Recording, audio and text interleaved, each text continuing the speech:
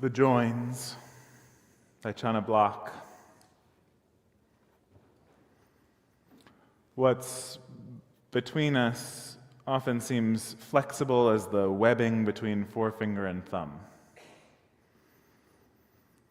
Seems flexible, but it's not. What's between us is made of clay, like any cup on the shelf. It shatters easily. Repair becomes the task. We glue the wounded edges with tentative fingers. Scar tissue is visible history. The cup more precious to us because we saved it. In the art of kintsugi, a potter repairing a broken cup would sprinkle the resin with powdered gold. Sometimes the joins are so exquisite, they say the potter may have broken the cup just so he could mend it.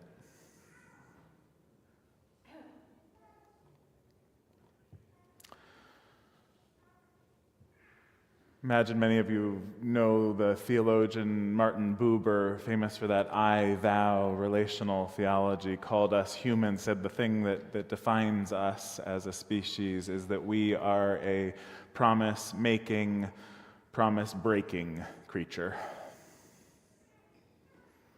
And so we make these covenants and we break these covenants over and over again.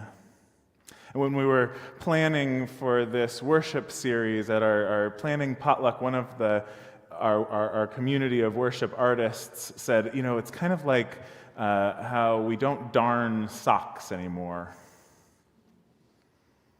That we've lost touch with this art of repair, of taking what is and making it work. And it made me think about a professor I had at Vassar College, and this is the truth. I've never darned a sock in my life. I have a general idea that you'd have to just wrap thread over and over again, but she was so infuriated about this. She was a professor of philosophy. It was an advanced philosophy course, but I remember one of the first sessions she spent scolding us all for not knowing how to darn our socks. And so now sometimes when I have a sock with a hole in it, I can't quite bear to just throw it away, even though I know that's what's going to happen eventually, but I know it's the wrong thing, and so I leave it sitting around as I think it's kind of like a penance, that I have to live with a sock with a hole in it for some amount of time before I'm allowed to throw it away. We do this, right? This is that justice system question we were talking about a couple weeks ago, where we create who is to blame and how should they be punished at every scale, even as small as in my own head with my own little sock. What would a different kind of accountability look like if accountability were not punishment, if it were not a kind of penance? What would it be? I've been reading Marilyn Robinson's new book, which is Reading Genesis. She's written a theological account of Genesis. She's the novelist who wrote Gilead and other books. But she, in her read of Genesis, lifts up the Cain and Abel story as this defining moment. You have Cain, the tender of the earth, right, the gardener, and his brother Abel tending the animals, and they come to make their offerings, and Abel has just this beautiful offering of animal meat, and Cain is jealous. That's Robinson's read.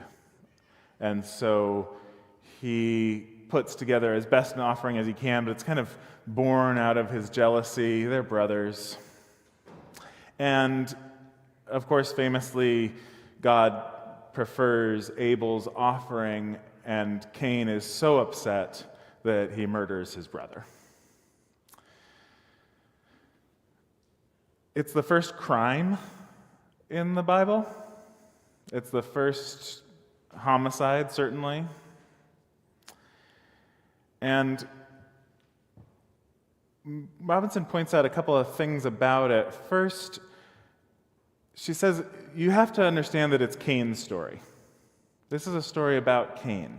Abel, even the word Abel means emptiness or something transitory.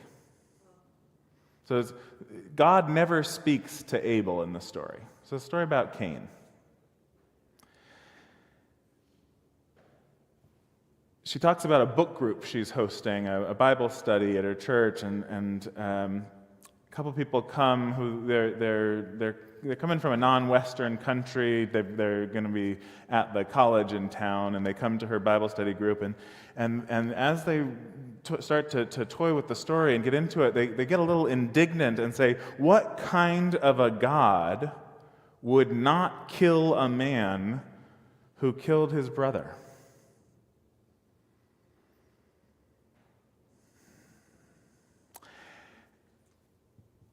Because he doesn't, right? God in this story, it, she, they, doesn't kill, doesn't actually even leave any lasting repercussions for Cain except a mark of protection.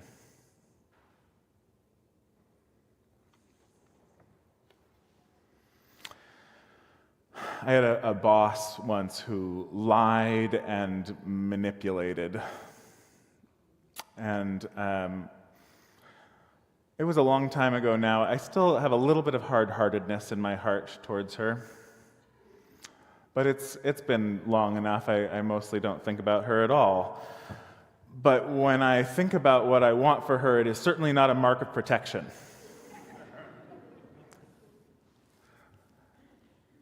But I do realize long enough now after I do want blessings in her life. I want her serving some purpose that she is aligned to.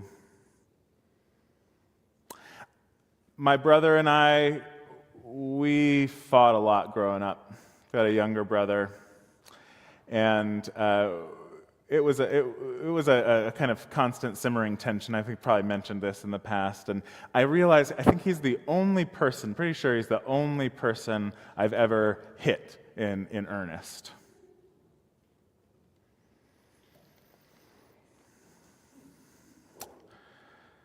And we grew distant after that childhood of fighting.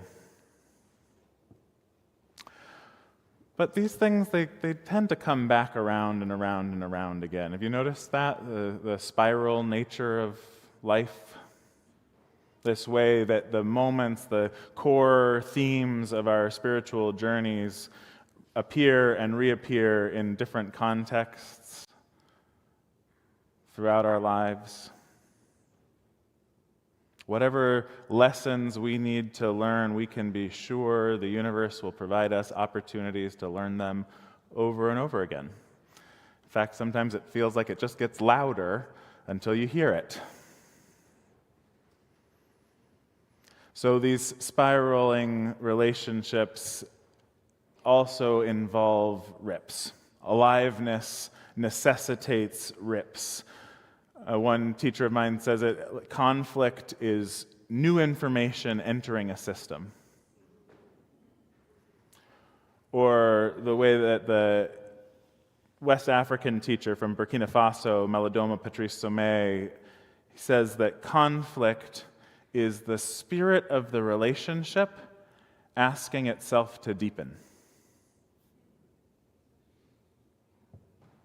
So these rips become an opportunity, become an invitation to grow closer, to get tighter in with what is real and most important. It's the subject of a new book this year from a transformational therapist and liberatory educator, justice activist Prentice Hemphill. It's called What It Takes to Heal. She's weaving together the social justice work that she has led as part of Black Lives Matter and other things, along with personal healing, and how these things are intricately interwoven. And she says that there's three things. There's three things that we need to learn. There's three capacities that we need to develop our skills in creating. The first is authenticity. This is like what we were talking about for a season of worship last year around masks and taking the masks off, getting real with one another, sharing the actual contours of the broken places in our lives, as well as our joy, beauty, and creativity. So we need to get real, be authentic. Second, she says we need to work on our capacity for boundaries. She tells the story of a meal of reconnection with her father, who she was estranged from for years. And sitting across from him at the table, a kind of conversation many of us know, whether it's someone you've been fully estranged from or not, that conversation that begins in a place of guardedness and distance.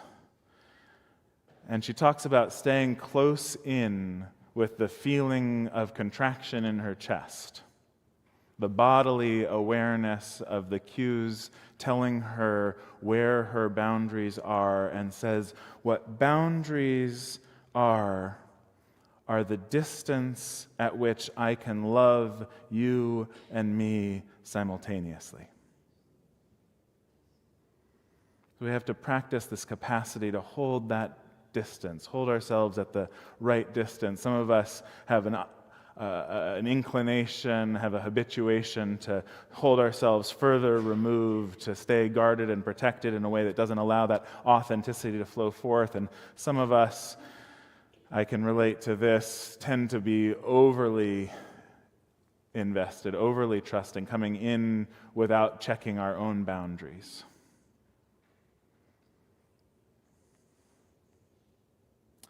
I had a colleague who talked about, sometimes we talk about boundaries as if they are about laying bricks.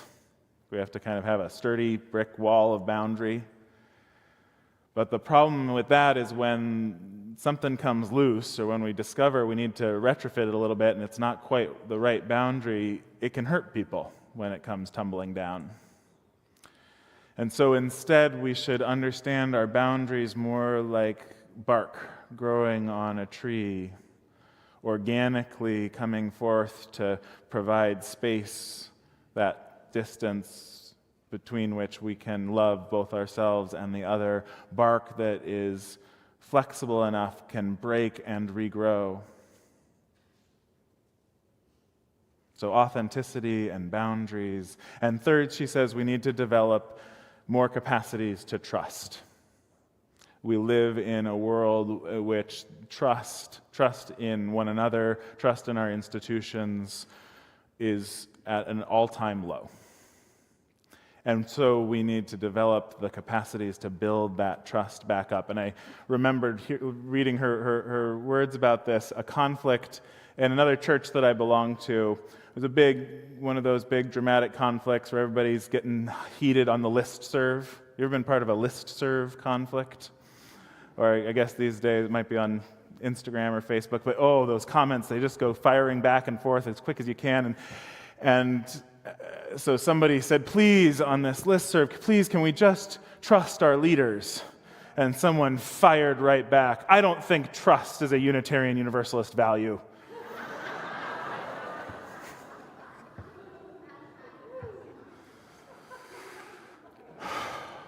How do we develop these capacities to trust?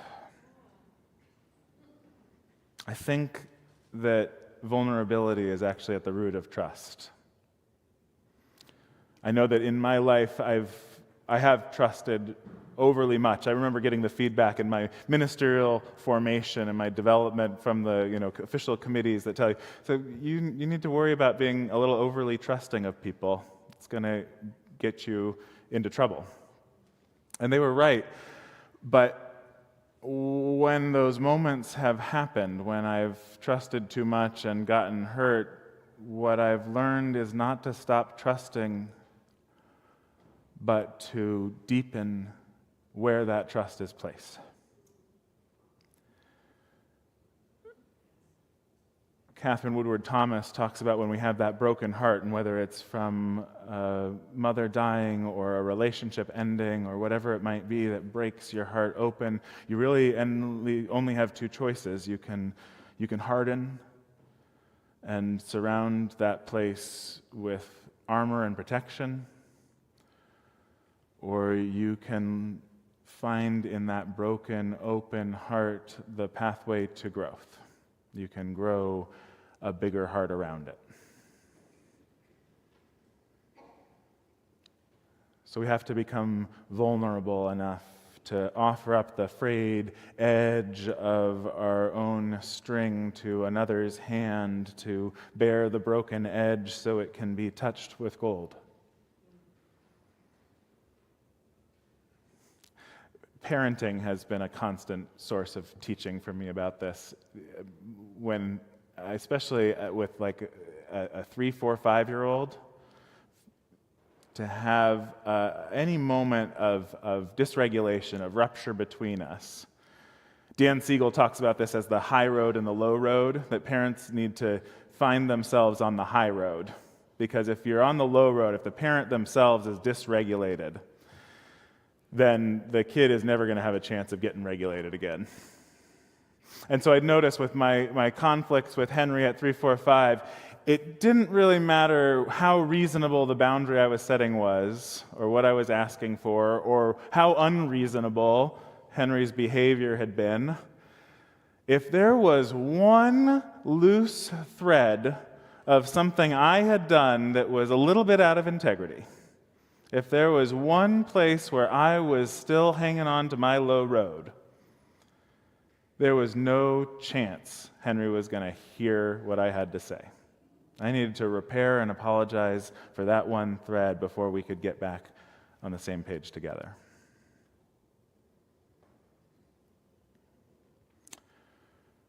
So I think that these practices, whatever it is that we can practice to develop this capacity for authenticity, boundaries, and trust, these are the anchor points that we need. These are the places we return to over and over. The way Brene Brown says it is strong back, soft front, wild heart. But even after she articulated that, she said, oh, but man, I find myself over and over again getting into that guarded back, defended front, armored heart, because it's seductive. It seems like safety will come from that other path.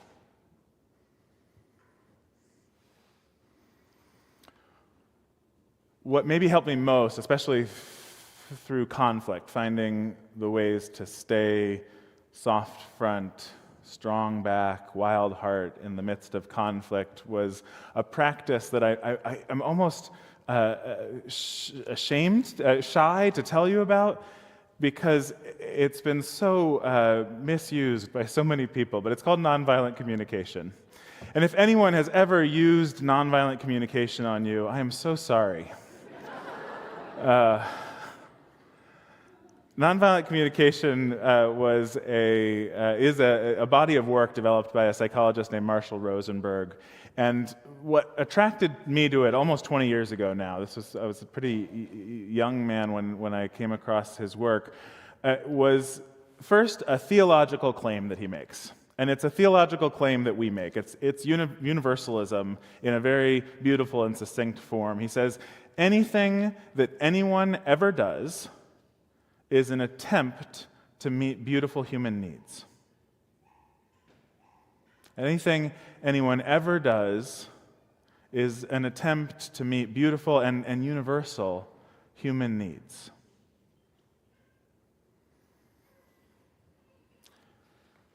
And to take that seriously is to radically reimagine how we think about justice and how we think about human relationships and how we think about evil and wrongdoing.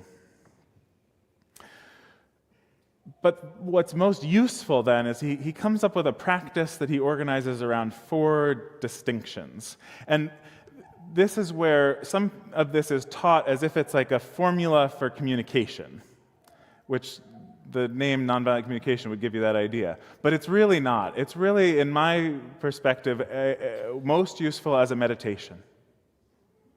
4 distinctions that are about where to put one's attention. So the first distinction is between observations and interpretations. To be able to name and know when I'm seeing clearly an observation of what has happened and when I'm layering my own interpretation on top of it. When I can articulate what's happened as a video camera might see it, as is common reality, and when I'm putting my own projections on top of it.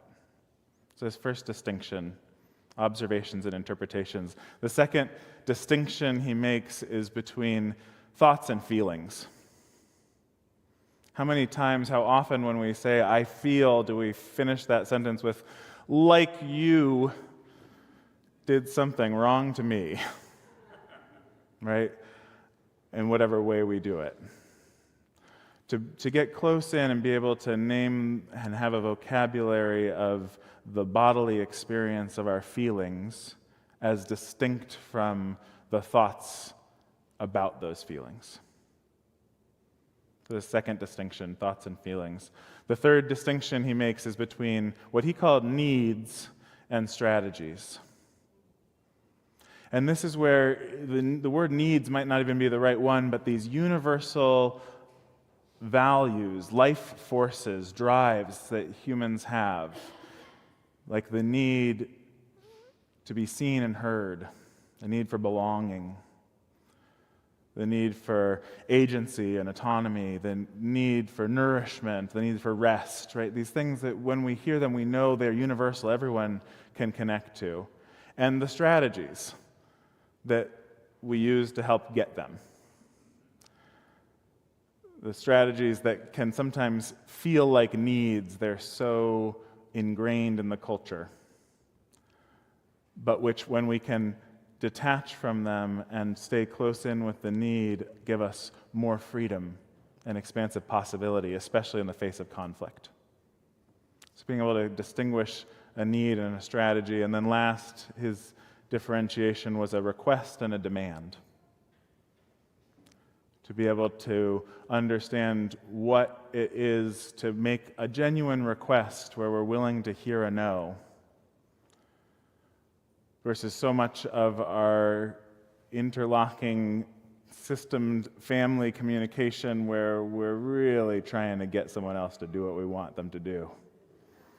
Where that demand, and whether it comes with any kind of force or just an emotional pull, a guilt, a shame, is not genuinely allowing someone else to respond with choice.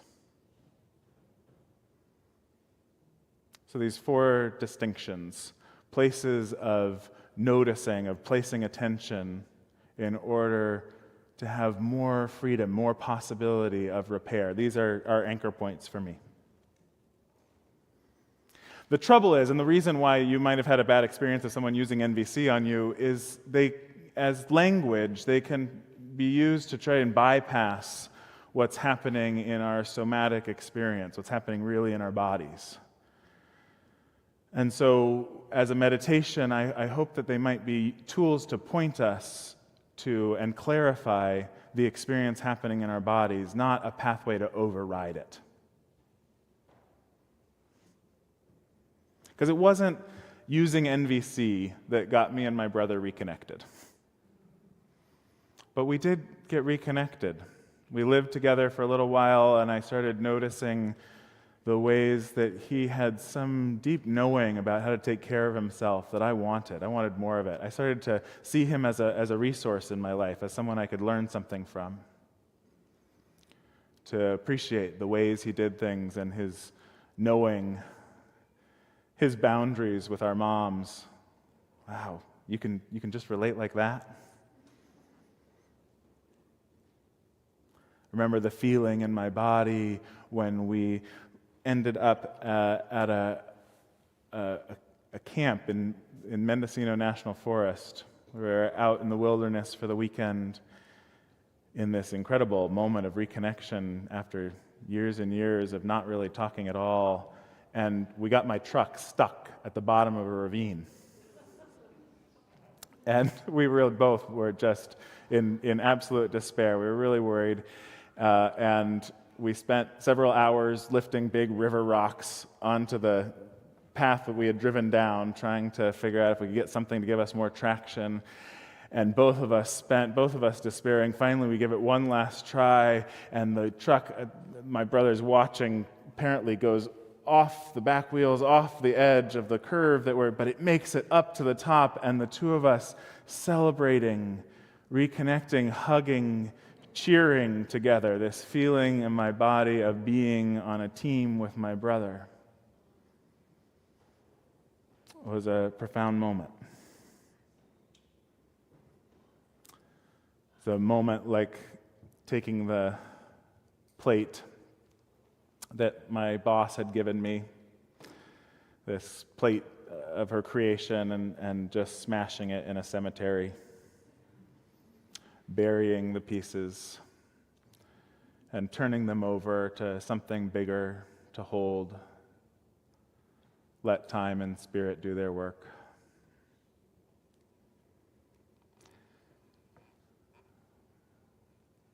God gives Cain a mark, and often that's been interpreted as a mark of some kind of punishment or shame, this mark to stay away from him, but it's quite explicit in the story. It's a mark of protection.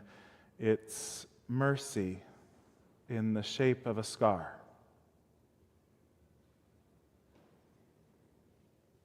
Sometimes the joins are so exquisite. They say the potter may have broken the cup just so he could mend it. May it be so, and amen.